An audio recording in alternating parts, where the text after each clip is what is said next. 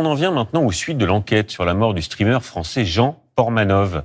La ministre du Numérique annonce attaquer en justice cette fameuse plateforme Kik pour manquement en raison des sévices et des coups dont il était victime et qui étaient diffusés en direct par cette plateforme. Alors justement, comment expliquer une telle dérive et pourquoi ne parvient-on pas à interdire ces contenus regardés pourtant par des milliers de jeunes?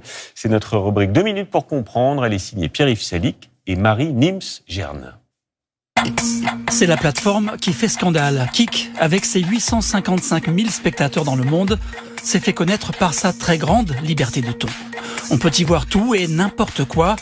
En 2 minutes, essayons de comprendre Kik, le Far West du streaming. À l'origine de Kik, 2 Australiens. Ils font fortune dans le casino en ligne.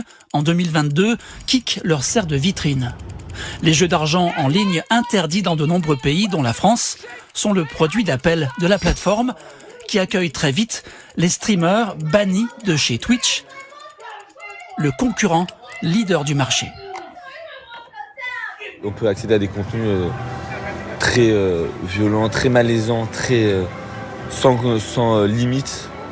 Et c'est pour ça que je suis pas très à l'aise de regarder ce genre de contenu. Il y avait des grosses dérives qu'il faut faire attention, faut réglementer, mais faut pas non plus tout mettre dans des cases trop réglementées, faut laisser la liberté d'internet en fait. Les personnes n'ont aucune contrainte. Elles se font peut-être ban ou ont des restrictions, mais dans l'heure qui suit, elles peuvent recréer un compte et recommencer leur contenu avec tous les gens qui les suivent, qui reviennent directement. Que voit-on sur Kik? Des parties de jeux vidéo et des chats, des discussions en direct pendant de longues heures, souvent sans filtre. Excité comme une pupuce, tu sautes partout, tu fais mal à la tête. Jusqu'aux scènes de violence et d'humiliation subies par Raphaël Graven, alias Jean Portmanov, 12 jours de direct avant sa mort devant la caméra. Kik n'a que 75 modérateurs, aucun ne parle français.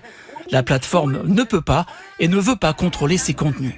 Le problème, c'est que en temps réel, il n'y a pas de modérateur de la plateforme Kik qui va vérifier chaque seconde de vidéo pour dire « Oh, là, il y a quelque chose qui dépasse les limites, voire même qui est interdit. » Et là, la problématique, elle est là. Ces contenus sont lucratifs. Les streamers touchent ici 95% des revenus générés par la pub, les dons et les abonnements des internautes, contre seulement 50% chez Twitch, le géant américain. La France peut aller jusqu'à interdire l'accès à Kik, une mesure toutefois facilement contournable. Entre excès et liberté d'expression, y a-t-il une voie médiane? On ne réglera pas la question en 2 minutes.